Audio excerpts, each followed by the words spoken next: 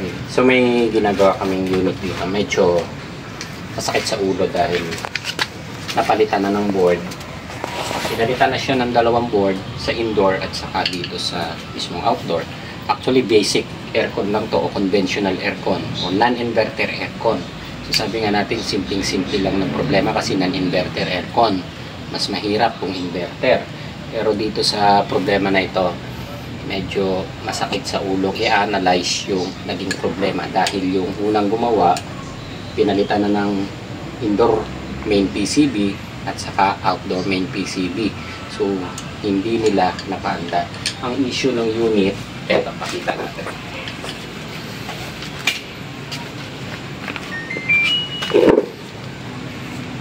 Ayan, so maandar siya, then magandar na compressor. Yun, sandali lang maandar ang compressor natin, may lumalabas siyang error na E1. Ayan, so ito yung aalamin natin na problema and ipapaliwanag ko sa inyo kung bakit lumalabas yung E1 kahit nagpalit na sila ng board dito, nagpalit na nito yung pressure switch, okay naman. So ang E1 nito, ito yung aalamin natin kung saan nang galing ang eksaktong problema. Okay?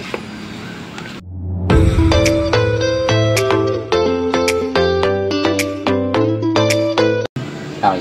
So ito yung isang unit na naging challenge din sa amin dahil pinalitan na ng panibago yung board. Ito na yan. Replacement na yung board eh. Dalawa.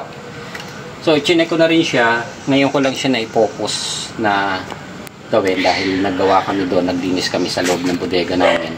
So ngayon lang kami nagkaroon ng time para gawin. Ayan. So yung nag-indicate na E1, usually nung in-analyze ko yung problema na pwedeng panggalingan is pressure switch. Hindi siya. Ang E1 ng ibang brand is communication failure.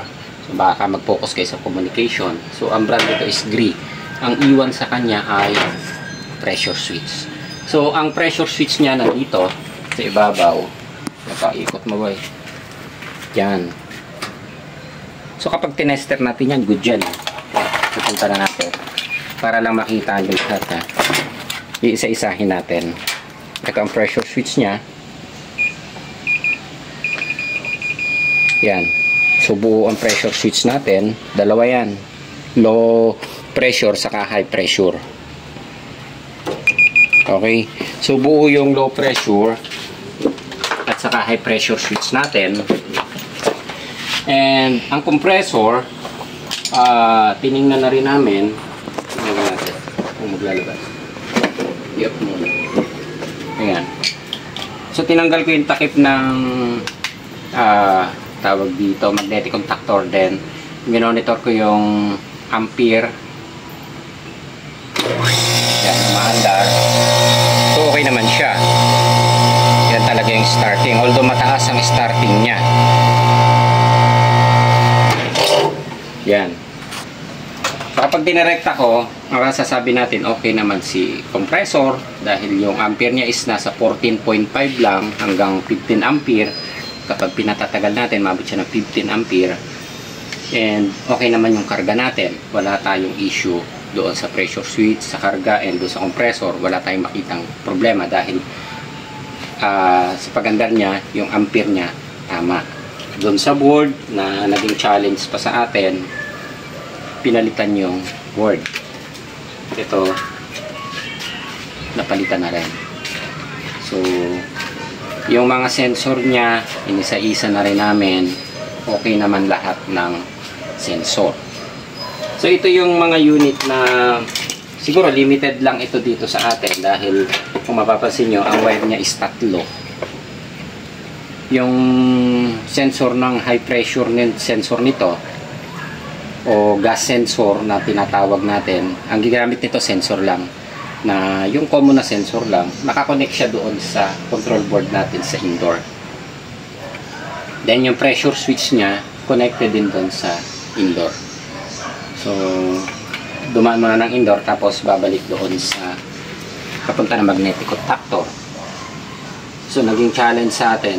Ang ginawa ko muna, para makita ko yung problema, hiniwalay ko yung compressor. Tulad, tingnan nyo to. Tatanggalin ko yung compressor. Yan. Ito yung terminal ng compressor, yung kulay red na to. Then, paandarin natin. Yan. So, hintayin natin umandar ha. Pag magsuswitch yung magnetic contactor. Yun. So, nag-switch na yung magnetic contactor. Umandar na to. Yan.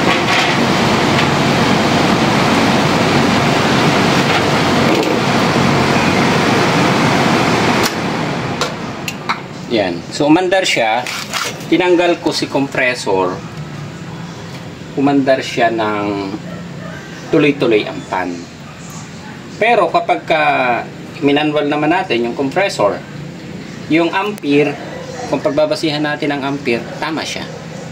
So magtataka tayo, bakit naglalabas ng E1 or pressure switch kung i-analyze natin yung E1 is pressure switch kapag nakakabit si compressor, bakit siya lumalabas? So ito yung isang talagang mahirap na problema na i-analyze natin. Actually, first time ko din maka-encounter ng ganito. Kaya naging challenge din sa amin. Ngayon ko lang pinapokus to. Nung nakarang araw pa namin kinabitan ng tubo to. Ayan. So, yung compressor masasabi natin good. Dahil tama ang ampere. Ang board, maaaring masabi na natin na maayos na lahat. Yung dalawa, indoor and outdoor. Ang switch, lahat, pressure switch, masasabi natin good. So, bakit siya nagdi-detect ng error na E1? So, ang E1 is pressure switch. Yung pressure switch nito, nakita ko, dinirekta na rin siya eh. Kaya meron na siyang dugtungan. So, ang ginawa ko dito sa troubleshooting ko, sinubukan ko na rin siyang i-direct, pero ganun pa rin yung lumalabas. So, sa pag-a-analyze ko, kung mapapansin nyo itong board, tingnan nyo yung board natin. Focus mo dito. Ito yung line, okay, papunta yan ng, ito, yun sa compressor, sa red. Kapag nag-switch sa magnetic contactor, dito yan dumaan. So, ito yung pinaka-line niya. Yun, line and neutral, papunta sa compressor. Okay. Napansin nyo yung wire? Dumaan siya dito. Alam nyo kung anong tawag dito? Ayan. Ito yan. Actually ako hindi ko rin alam ang eksaktong tawag dito. Kung bakit sila gumagamit pa rin ito. Ito, based sa pagkaka-analyze ko, itong ginagamit na ito, yung parang pinaka-coil na ito, is katulad ng clamp ammeter natin. So, nadidetect niya kung ilang ampere yung dumadaan dito or ilang ampere yung compressor or ilang ampere yung nakaload sa kanya dito. Kaya gumamit siya ng ganitong board. Actually, pwede naman natin siyang i-convert eh. Tatanggalin natin yan, iba-bypass natin. Pwede naman siya. At ang ititira lang natin yung indoor, pwede rin siya. Tatanggalin lahat to, magnetic contactor lang. Kasi ang kukunin lang naman natin doon, yung relay switch para mag-switch ang magnetic contactor. So, para hindi niya na ma-detect yung ibang error. So, kailangan natin ding pag-aralan or ibalik doon sa original talaga niya. Sabi nga natin, conventional lang ito eh, basic aircon. R2 to pa nga ito eh. So, challenge pa rin ang troubleshooting dahil electronic siya. So, ang gamit niyan is, kung i-compare natin sa clamp ammeter, parehas siya. Okay. Dumaan siya dito. So, ibig sabihin, yung current natin or yung ampere natin na pumapasok sa compressor is nadidetect ng board natin kung ilang ampere. Kapag nag-high ampere siya, ikakat niya ang compressor. Kapag tama ang ampere, so hindi siya magkakat. So ito yung nakaka-detect. Napalitan na nila to eh. Hindi ko alam kung bakit. Ganun pa rin yung naging issue nila. So, based sa pagkaka-analyze ko, ang problema ko, yung starting ng compressor, masyadong mataas na ang ampere sa starting. Dahil yun yung minomonitor ko, halos pag-start niya, halos 47 amp, then biglang bababa siya ng 15. Yung starting niya mataas eh. Hindi siya starting ng 15 dahil ano to eh, single speed kung tawagin natin yung compressor. One speed lang siya. Pag start niya, yung ampere niya mataas, biglang mataas muna siya, then bababa. Dahil yun yung starting eh, mataas yung pag-start. Kumbaga mataas yung sipa, malakas yung sipa ng compressor. Yun yung non-inverter aircon natin. O yung conventional. So gagawin natin ngayon, dahil nadidetect niya yung high ampere, kapag nadetect niya yung high ampere, kinakat niya yung pressure switch. So makikita nyo itong isang relay na ito na nasa outdoor board. Ito yung dalawang connection niya. Yung dalawang connection na yan, dito, titingnan natin dito. Ito, yung dalawang blue na ito, blue, kung makipapansin nyo yung blue na yan, malinaw yan na nakikita. Yung blue na yan, galing sa pressure switch, yung isang blue line. Then, yung isang pressure switch, ito rin yung blue. Yan. Magka-connect. So, yung pressure switch ng low at saka ng high pressure, nakakonect siya doon sa board. Then, dumaan siya doon sa relay. Kapag nag-switch yung relay na ito, magkukonect itong dalawang pressure switch, yung low and high. So, yan o. Pag pinokus natin, kita yan ano. Ayan. So napingas lang itong board na to, hindi ko alam ba't napingas, pero magkadugtong siya ha. Ito yung switch nung relay. Ito. Kapag nag-on ang compressor, mag-switch yung dalawang paa ng relay. So itong dalawang paa ng pressure switch, yung nakakonect dito, magkakaroon siya ng connection. So magiging isa na lang siya dahil nag-connect na yung pressure switch natin, high and low. So kahit idirekta natin yan, kung bumibitaw naman yung relay natin dito, so hindi rin siya nagko-contact yung dalawa. Ang nadidetect natin ngayon is pressure switch. Yun nga yung iwan error kasi bumibitaw yung relay. Bumibitaw yung relay dahil nasisense nung ating relay yung high ampere na dumadaan dito. High ampere ang compressor natin. In short, nagkakaroon ng high ampere sa unang starting. So yun yung nadidetect ngayon nung dito. Kapag nag high ampere yung compressor, bibitaw na siya. Bibitaw si relay. So pag bumitaw si relay, madidetect niya yung pressure switch, mamamatay si compressor. Yun yung madidetect na error na E1. Okay, so ang gagawin natin ngayon, ganito. Tatanggalin ko siya dito. Focus mo dito ba? Yan.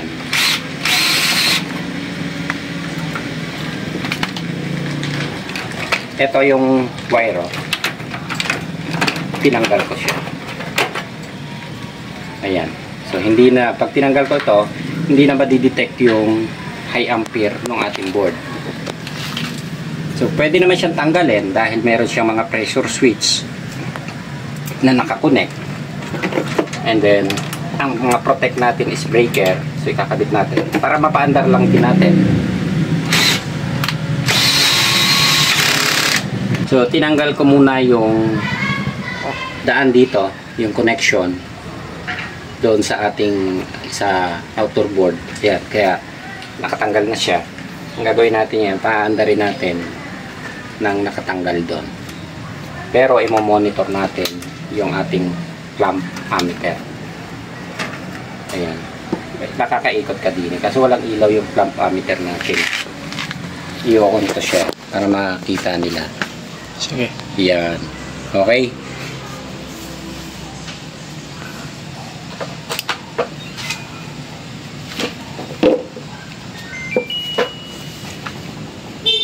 Tingnan natin yung clamp ammeter. Medyo Okay. Ayan. Okay. Start. Yun o. 57. Nag-normal na siya. Ayan. 15.3. 6. Ayan. Tuloy-tuloy na yung andar natin. Ayan. Naka-steady na siya sa 15.8.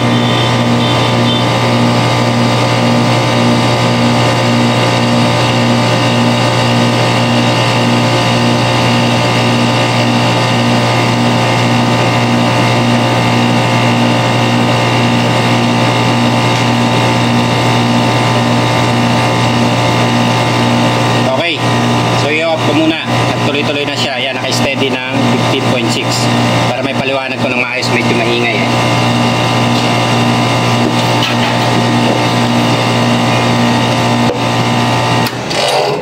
Yun. Okay. So ayan, nagtuloy-tuloy na siya. Isipin nyo, nakapagpalit sila ng board. Indoor and outdoor. Pero ang hindi natin na-monitor, kahit sabihin natin basic aircon na, conventional na, pero hindi nila na-analyze yung naging problem na pagsipa ng compressor, high ampere siya. Mataas na eh. So maaaring may defect na yung compressor natin. Kasi yung unang sipa niya is halos 47 bago siya mag-start. So matigas na ang andar niya. So yun yung nadidetect ng ating board na high ampere. Kaya bumibitaw yung pinaka-relay nito dahil na-detect niya is high ampere siya, yung compressor. So nakaprotect siya. So lalabas yung E1. Ang nadidetect ng E1 naman na yun is yun yung pressure switch dahil yung pressure switch ang nakakabit dito. So ang layo, no? Titingnan natin compressor ang nagiging problema. So pwede pa naman gamitin yung compressor natin, kaya nga lang yung unang sipa ng compressor mataas talaga, 47. Ngayon kung ang breaker nyo is medyo mababa or yung sakto lang sa kanya, maaaring bumitaw. Madalas bumibitaw ang breaker ng ating unit. So ayun, matigas ang ikot, maaaring matigas nang umikot yung motor, hindi siya makabuelo kaagad. So yung ating capacitor, tama naman ang value, 50 microfarad, so 47 pa based sa pagkakasukat ko. So ayun lang, yun lang yung naging challenge sa atin. Simpleng-simple, no? Tinanggal ko lang siya, nagtuloy-tuloy na ang andar ng compressor, tinanggal ko siya doon. Pero kung papalitan natin ng bagong compressor at normal na yung pagsipa niya ng andar, so pwede na natin ulit siyang ibalik dito. So pansamantala, hihingin natin ang approval ng customer. And hindi ko alam kung may makukuha pa tayong ganitong klaseng compressor. So 3TR to. Yan, 4 HP, 3 tonner, pero ang laki ng compressor, no? Parang 5 tonner siya. Yun, hindi ko alam kung 5 to, pero 15 ampere eh. Hindi ko na may eksaktong ano nito. Mataas ang LRA nito eh. So ayun, yun lang yung naging challenge sa atin. So ang solution lang, ang ginawa ko lang, babalikan ko lang ulit ha, medyo paulit-ulit yung explanation ko. Ang naging challenge lang natin, or yung solution pala na ginawa namin para makita ko yung problema, tinanggal ko si compressor. So nag-on ang fan nang tuloy-tuloy, hindi naman siya namamatay. Kaya na-analyze ko, sabi ko, ano pa yung dinaanan ng compressor? Bakit siya nagkakaroon o naglalabas yung E1 ng okay naman yung kapag dinirekta natin, okay ang compressor eh. Tuloy-tuloy din naman ang andar kapag tinusok natin yung magnetic contactor. So okay yung andar niya. Then ayun nga, nakita ko, sabi ko, eto, ang gamit nito is yung natawag parang yun yung ampere, para kang gumamit din ng clamp ammeter. Kumbaga nakaprotect lang siya. Kung high ampere na yung dumadaan dito, is isa shutdown niya. Kaya lang maglalabas siya ng error na E1. Ayun. So ayun ang naging challenge natin. Okay na tayo, solve na yung problema natin. Alam na natin, pwedeng palitan yung compressor o pwedeng hindi muna kasi umaandar pa naman ang normal siya. Kaya lang yung unang sipa mataas. Pero tingin ko, hindi rin namin talaga ganun kaka-advise. Papapalitan talaga natin ang compressor. Yun din ang ipapa-advise din namin dito. Pero depende na sa kanila. Ang importante, na-analyze natin yung problema. So pansamantala, hindi ko na muna ito ikakabit. Ayan. Then papakita ko rin muna din sa may-ari ng unit para maipaliwanag natin ng maayos na high ampere yung compressor niya. Pero kung titingnan natin, kasi ito yung ina-analyze ko rin eh, kaya hindi ko siya kagad ma-determine eh. Sabi ko, baka maring compressor nga ang sira. Kasi yung kapag tinutusok namin yung magnetic contactor, yung sinusukatan namin, hindi ko napapansin kaagad yung unang sipa ng compressor is mataas pala. So, tinutukan ko lang talaga na pinag-aralan natin, in-analyze natin yung problema. Kaya hindi ko kagad siya masabing compressor. So, ayun. So, dumaan talaga tayo dun sa mabusising pag-check up. So napapalit. Itong board talagang may tama naman yata dahil may bloated na capacitor. Kaya lang, napalitan na. And ayan nga, talaga mahihirapan sila. Hindi kaagad nila ma-analyze dahil medyo, kumbaga nakapagpalit na nga sila ng board. Hindi pa nila basta makikita. Yung pala nasa compressor ang problema natin. No? So ayan, okay na tayo. Papasok tayo sa loob muna. Papakita ko lang yung bagong, yung aming bodega. Ipiplex ko lang sa inyo. Tara, pasok tayo. So naglinis kami, kaya na-busy kami. Hindi rin kami nakapag-upload ng mga video dahil pinriority namin yung paglilinis. So kami na rin lang gumawa dito. Ayan. Yung ating mga board na ginagawa, nilagyan na namin ng mga label at saka tray. Dahil nahihirapan kami, may tumatawag sa amin na nagpapadala ng board, lalo na kung mga lalamog ba nagdala, LBC. So nahihirapan kami dahil hindi namin makita kagad. So nilagyan namin ng mga label, pangalan, para madali namin ma-determine. Ngayon iba tumatagal, lalo na kung walang pangalan. Kaya yung ibang magpapadala ng board sana, pakiusap namin, baka pwede nyo ilagay sa tray ng maayos, lagyan nyo maayos na labeling ng pangalan para makita kagad namin. Ayan. So nagtitura kami, and yung gawaan ng aking technician, ilagyan ko na ng kalapad na lamesa dito. Nag-ilaw na rin siya. Kukumpitohin na lang natin. Ayan, medyo maluwag na rin. Tinanggal na namin yung ibang basura ang kalat sa loob. Ayan. Okay. Dito tayo sa opisina. Siyempre, may nakakain tayo family life sa loob. Ayan. Okay. Dito tayo.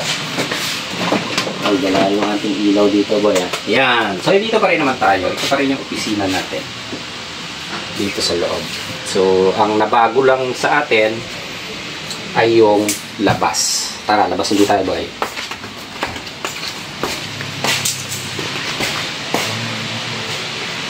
Ayan. May pangalan na rin tayo. Kapag may mga nagtatanong pala sa amin, nagaling na natin ha, yung PIL Air Condition and Refrigeration Parts Trading, sa amin din pong company yan. So, dalawa pong company namin dito. Yung JDL Electronic Service Center at saka yung PIL Aircon Refrigeration Parts Trading. So, pinaghiwalay lang namin kasi nalilito kami sa kapag may mga nag-o-order ng spare parts. So, kapag order kayo ng spare parts, ang message nyo sa PIL Aircon and Refrigeration Parts Trading. So, sa technical po kami po, JDL Electronic Service Center. Yan, medyo nag-a-adjust lang tayo ng konti para may ayos natin ng pakonti-konti. So, medyo mahirap din, challenge, siyempre gastos din lahat. Yan, so nagpagawa kami ng mga patungan na lalagyan. Yan, nakahangir na. Okay, so okay na tayo. And bukas may exam yata yung aking mga technicians sa Panasonic. Ayun, okay. Thank you.